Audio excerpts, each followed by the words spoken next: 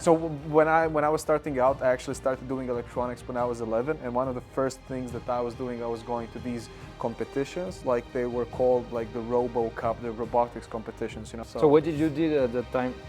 First, I started with some very simple stuff. It was very similar to Lego, but we were using a Fischer technique. We were doing like these block coding with block diagrams and stuff like that. Okay. It was really cool. It was really cool. And then like at some point, I switched to Arduino. And for me, the breaking point was like we got like a 3D printer. I got like a 3D printer when I was like 13, and then we started, we figured out, look, we can print our own parts, and then we could make, whatever kind of a robot we wanted, cool. Yeah. I like this concept of really like being able to Yeah. test at home, and yeah, that is very cool. Yeah. And then like at one point we switched to Raspberry Pi because we were like, okay, let's just put more processing in robot, this is going to be better. But then we figured out that the Raspberry Pi is a bit too complicated, so we switched back to Arduino because it was drawing less power, and we figured out, okay, we don't need a Linux, computer that's going to boot for you don't go yet on 30 the moon, seconds. Yeah, but I mean, sometimes, some technical solutions are a total like overkill, sometimes it's